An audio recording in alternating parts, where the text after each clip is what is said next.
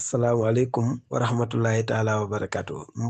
mbokki jullit gannaaw ba ñu sante yàlla di jullu si muhammad rasulullahi sallallahu alayhi wa sallam ñu ngi nuy suñu sëriñ Mawlaaye Cheikh Mamadou Mbacke Diallo yal na ñu ko yàlla fayal jërëjëfee borom Touba Saint jërëjëfatee borom Touba Saint jërëjëfatee borom Touba Saint ñu ngi yëkkati kàddu nag kàddu yi nga xam ne dafa jógee ci ndigalu xadara ba di borom Touba Saint jaaree ko si buntam xalifa Alay Ahmad mu wàcc si njaboot gi yëpp di ñaan yàlla yal nañu yàlla may ndimbal gu yaatu bi jaay borom Touba Saint su ngeen déggee kàddu yi du kàddu dara lu dul yëgle ne siyaare bi ñu doon defar suñu wayjur man Seydi Mahmoud Mbacke Diallo jàpp naa ko ren la 4 mai fii si Dakar Tëngéej di ñaan yàlla yan nañ ko fekkee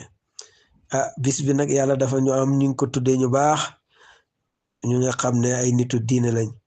ku si mel ne sëriñ Mansour Ndiaye ibnu sëriñ Aliou Ndiaye di ñaan yàlla mu yàgg fi lool te ànd ak wér ñu ngi koy nuyu du ko siyaare di nuyu njabootam gi yëpp Alioune ba si Ousmane ba tabarakallah di nuyu sëriñ Modou Darame Kanje ñu ngi koy nuyu bu baax di ko siyaare moom taalibe sëriñ Mamadou Mbacke Diallo la de billahi wallahi tallahi sëriñ Modou Darame taalibe Cheikh Sidi Mahamadou Mbacke Diallo nga gëm Diallo nga bëgg waaw te loo ko wax lu du Diallo nag seen wax du yàgg kon nag fa tabarakallah ñu ngi lay nuyu bu baax di nuyu njaboot gi yëpp ak soxna yi di nuyu taalibe yi di ñaan yàlla yan nañ yegg si bis bi tal ko si jàmm bi jaahi rasulullahi Muhammad sallallahu alayhi wasallam bis bi nag dañuy xëy daf nañ laan def rek jàng kaamin waaw ndekki noppalu toggo añ ñu añ naan luy war a naan dem si programme bi Cheikh Ahmad Tidiane Diallo ibnu Cheikh Seydi Mouhamadou Mbacke Diallo mooy def waxtaan wi wa tabarakallah mbokk yi